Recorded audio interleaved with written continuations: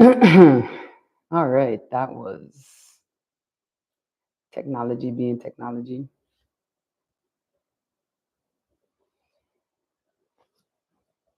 All right, good morning. Can you give it a minute? It has been a time, but we're gonna get started.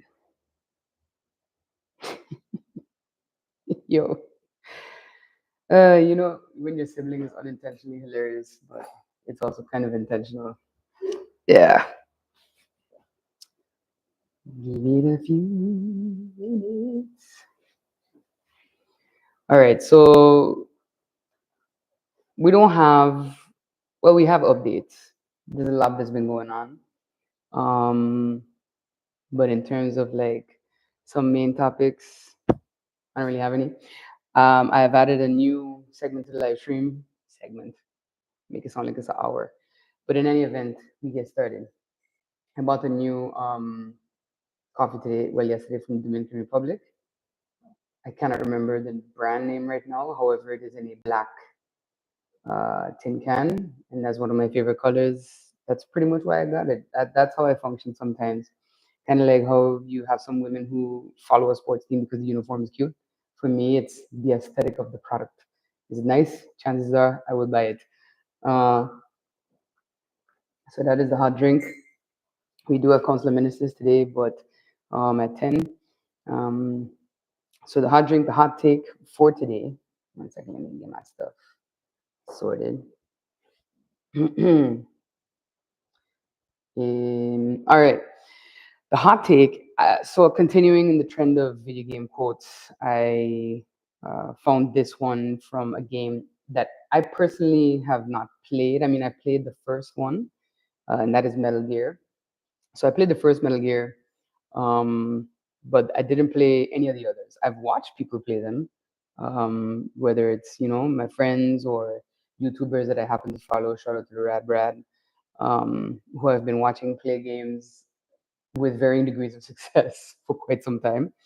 But this quote comes from Metal Gear Solid 2, Sons of Liberty. And I think it was very apt, especially if, again, as we continue to look at what's happening around us in the world today. And it's from Solid Snake, who is the main character in Metal Gear. If you've never checked it out, check it out.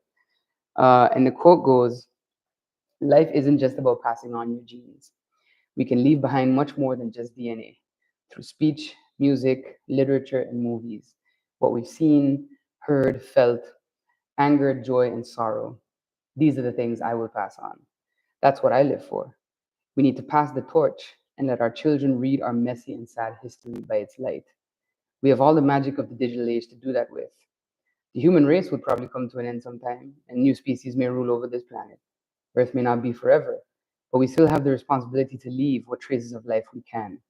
Building the future and keeping the past alive are one and the same thing." And I thought that was interesting, mainly because in that quote, which Metal Gear Solid 2 came out quite some time ago, um, they mentioned that we have all the magic of the digital age to do that. And I know that some people might hear that and think, but yeah, AI, and it's not. When game makers, true game makers, when they talk about games as art, they talk about human creation and our influence on that. And when I look at some things that are generated by AI and the things that are getting people to fall, like that people are falling for online, that are very obviously AI, it's a little depressing actually. And it makes me wonder sometimes, like at what point are we simply just leaving back, just bits and bytes, the element of human creation, which is why I think I focused a lot on wanted to bring the short story contest, which we'll talk a bit about more later, uh, into fruition this year, because I'm seeing that, from lower education up until higher education, the challenge of kids having conversations with AI to be able to answer debates online. The art of debate, where does that go when you think about generative AI and LLMs? I was at the Leeward Islands debate competition, and the kids were amazing. The ones from St. Martin, the ones from Antigua, St. Kitts. And I'm wondering, at what point are our kids in the Caribbean going to get to a point where they have already gotten to in the US and Europe, where they're simply, typing in a prompt from a comment online to be able to answer the comment. I on my comments on Facebook and so forth are myself. But yeah, so I thought it was interesting piece because it is indeed what we leave behind in terms of our art or literature, movies and video games. All of it is a glimpse into who we were, especially as a gamer. If I look at where even Metal Gear, where it started and where it ended up, so that was my hot take when I came across that quote while looking for my quote for today. And then the word of today is diaphanous, which is just another example, just like last week's word, of how English can be simple and English can be ostentatious, which is another word that I like. Diaphanous is light, delicate, and translucent, and you use it especially when you're speaking about fabrics. So that dress was made of a diaphanous material. Um, or you could just say light, delicate, or translucent. But in the interest of education, diaphanous is the word of today. This, for example, is diaphanous material. And then the new segment that I wanted to kind of introduce and talk about, so going off of the gaming theme again, is a game of the month, because what I realize is that parents sometimes have no clue what their kids are playing. They also, many still don't know the benefit of games, in how they can help build certain skills. Now, again, I'm not saying that you should just plunk your child down in front of the screen and let that be the only thing that they do. But I can credit a lot of my fine motor skills with the experience I had gaming on Nintendo first with Super Mario, which was a platformer game, which was at the time, a very big challenge at the age that I was, to what you see today. Uh, and I decided to kind of kick off with a game of the month, to kind of share that there are other games besides Fortnite and Roblox that your kids could be playing. And I'm also going to give you the rating of the game. Many parents don't know that games have a rating system. They are one of the better policed mediums. And why? Because years ago, I believe it was Hillary Clinton kind of started a war on video games where she credited video games with the reasons for school shootings, school violence among youth. Um, but is it the games or is it just society? So that started a whole thing, and indeed, you ended up with a rating system. So sometimes when you'll see a game trailer and then at the end you'll have a guy really quickly say this game is rated M for Peggy 18 or whatever. That's the rating. You have games that are rated E for everyone, and then you have games that start off at 12 plus, etc. So the game of the month for June is a title called Deliver Us Mars. It is a uh, indie title. It's actually made by a Dutch game developer, Kyoken. Um, they've also done a title called Deliver Us the Moon, which was their first game. Their sequel is Deliver Us Mars. You can kind of see where it's going with the theme. And what the game is actually, it's a great story game, but it's also puzzles. You really have to figure out how you get from point A to point B.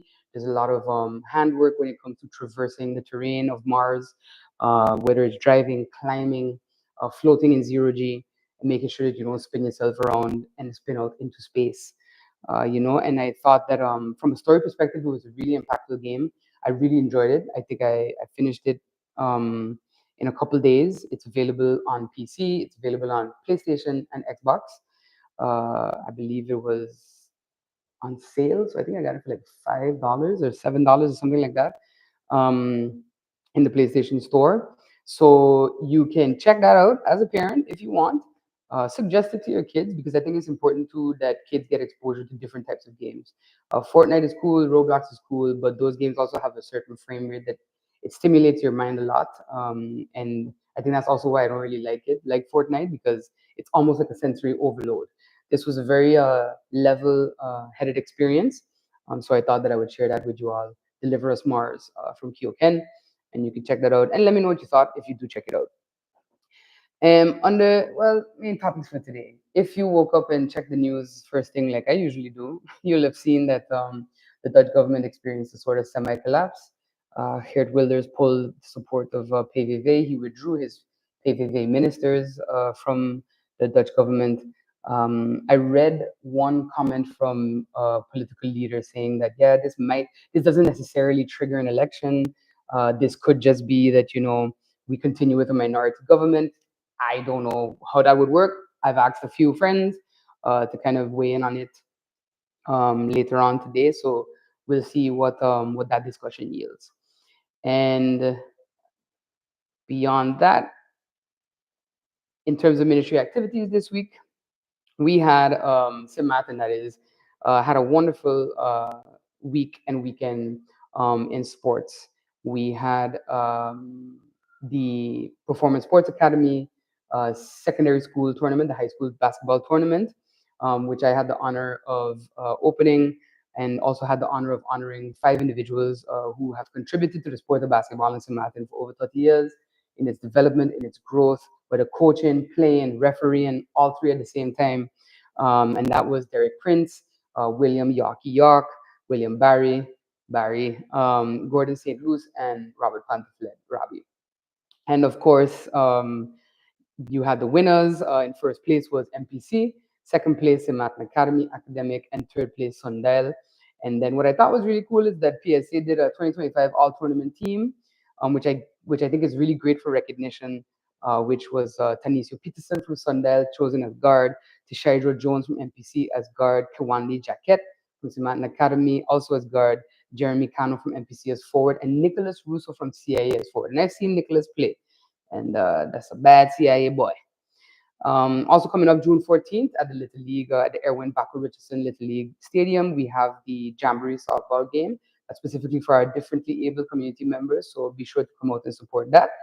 And of course, I saw you in the comments. And of course, a big shout out and serious congratulations to Casey Cat for that amazing 3 century turn at ODI, and for surpassing Sir Vivian Richards' record of most runs for the West Indies after the first 33 ODI innings. Now, I'm, like I said, just like netball, still learning cricket, but I'm getting there. But this, as I made to understand from some friends of mine from Trinidad, it's an incredible achievement. That record, I think, has gone unbroken since most of them were kids, and that was not to date them, but that was a while ago. And I'm incredibly proud of Casey, not just for this athletic performance and his athletic accomplishments and his cricket accomplishments, but of his personal and professional development. And I think Casey is an example of something that I've talked about even when I lived in the Netherlands, that will really take our sports scene, regardless of the sport, to the next level. If you read that article that came out a couple of weeks ago about Casey and his father, and how his father started, kind of pushed him into cricket and such, some of the comments from him is what I love to hear from young athletes. He recognized he had some weaknesses. He focused on them, has honed them to the point where now this is the level that he's performing at. And I think it speaks a great deal about discipline in athletics, in sports, and in anything in life, where you have to have that focus. You have to be willing to say, this is not my strong point. I am not, good at this particular thing. However, I can focus up and push myself and then evolve. And I think that's a really great article for all our young athletes to read and to digest and to use as they continue to push themselves to evolve in their own sport, whether it's cricket, whether it's basketball, if whether it's softball, baseball, etc. That is what you really want to see. Swimming, all of these are things where you will have your strengths and you will have your weaknesses, and it's not about letting your weaknesses consume you on the field or the court or the pitch. It's about finding out how you can target it, maximize it, and then evolve. So again, congratulations to Casey and to his entire family on his accomplishments thus far. And I know it's not going to end there, so we'll be saying congratulations quite often, I think, for the coming years. Happening as well on the youth side in the community, from the 7th of July to the 1st of August, you'll have the National Institute of Arts Itsy Bitsy Summer Camp. A lot of people have texted me asking me what is there for kids to do over the summer. There's a lot. There's a WhatsApp group that drops all of these flyers on what's happening. You can definitely sort out how to join it. I might put the link in my description after the live. But there is quite a lot happening. You also have Art Saves Lives that has kicked off, sorry, every summer. And there are a few other things. I believe Jiu-Jitsu also does a summer camp. A few of the afternoon school programs do summer camps. and other things over the summer for kids. So that is definitely something I would advise you to check out. It is a bit of a short live today. We have Flag Day as well. Sorry, my bad. Coming up now to culture. There's quite a lot happening this week. So St. Martin is host to the Caribbean Studies Association Conference, 2025 conference. Yes, Nature Foundation's Ranger Program. Thank you for things for your kids to do over the summer. Um, the CSA conference title this year is Reparations, Resistance, Resilience, Reproduction, and Rehabilitation. It is a discussion, of course, of our colonial history, shared colonial histories with the rest of the Caribbean. And today, there are panel discussions happening. Tomorrow, there are also some discussions occurring down at Simpson Bay Resorts. And then tomorrow night is Culture Night, which I was told is a public night down at I believe it's still Cotton Grove in Friars Bay. So you are welcome to come out to that and to mingle with the participants. We had a very insightful opening keynote from David Commission, who is the Barbados ambassador to CARICOM, and that was hosted by the St. Martin Tourist Office, held on Front Street, and that was Sunday evening. So I'm looking forward to hopefully getting to attend some of the discussions today, but definitely tomorrow, as there will be a very interesting panel on Audre Lorde featuring Alexis Pauline Gumbs and some other speakers. So I will be going to that. And then after that, the Culture Night, of course, where the Collectivity of St. Martin and the Ministry of ECYS are co-hosts for that particular event. Um, the conference essentially discusses, how do we move forward with the conversation of reparations as one region? How do we take those steps to to determine and to hold on to our self-determination, our right to self-determination, and our right to autonomy, in particular in these geopolitical times that are consistently shifting, that are consistently, in a bit of a back and forth. And David Commission had a great thought when he was comparing the fact of what is happening right now in Gaza to the reality of the fight that the Caribbean has ahead of it. And I think a lot about that in the context of when we look at who most persons in the region support from a geopolitical perspective. In the U.S., for example, you had a lot of Caribbean persons who were quite happy with the outcome of the presidential election last year. And it's interesting to have those same people kind of focus on, you know, this conversation of reparations, whether they're politicians or regular citizens. To me, the two cannot coexist. Your support for a particular individual in a different country that has a direct impact on your own ability to survive and to grow and develop and evolve as a country uh, is interesting to me. And I really like the juxtaposition that he made with Palestine then versus our own ongoing conversation about resistance, resilience, reproduction, and rehabilitation. I'm a person that believes resistance starts at home. I look around me rather than away from me. For many, their sheer existence is a form of resistance, and their success is a form of resilience. And I'm looking forward to those continued conversations for the remainder of the CSA conference. And also for culture, like I said last time, June 13th is Flag Day. I believe promo for that should drop this week, and then you'll see the specifics of what's going to happen. And then the National Short Story Contest promotional work drops tomorrow. I can tell you again, some of the prize sponsors we have is RBC, Antec, Bullchans, and Class Electronics. They will be giving some pretty amazing prizes, I have to say. And I hope that persons will see what we were trying to accomplish with the roster of prizes that we will be announcing. So take a look out for that tomorrow. And that is pretty much the updates we have. Hurricane season has started as of Sunday. So you should be making sure that you have your go bag ready, that you are prepped, checking your home, your roof, your yard, everything else. If you have neighbors who have projectiles in their yard and you know that we are under a storm watch, be sure to let them know. And if not let them know, let the proper authorities know. Because at the end of the day, we all have a role to play. And we kind of kicked off the season already. I mean, there is a disturbance up to the eastern seaboard of the United States, put on my weather channel voice. So, a slight disturbance of storms, a cluster of thunderstorms off the east coast of the United States. right around what looks like the Carolinas. So that is already a system that if once hurricane season starts, every day my routine is this: get to work, make my coffee, log on to the National Hurricane Center, nhc.noaa.gov, and then also check European models as well, just to see what's brewing in the Atlantic, if anything at all. And the minute I see something on the screen, I say, oh no. Um, but we will be monitoring that, of course, as MECYS to ensure that our schools are ready and that all disaster plans are up to date, and that parents and students like know what they can expect and what they have to do. So with that, there are also some preparatory workshops that are happening for students. I thought I had it in my notes already, but I did not. Let me grab that for you. Yes, so it's a pre-departure program. Um, they happened yesterday and today for students who are preparing to travel to the Netherlands for higher education. So that is the Strategic Education Alliance that is hosting these events.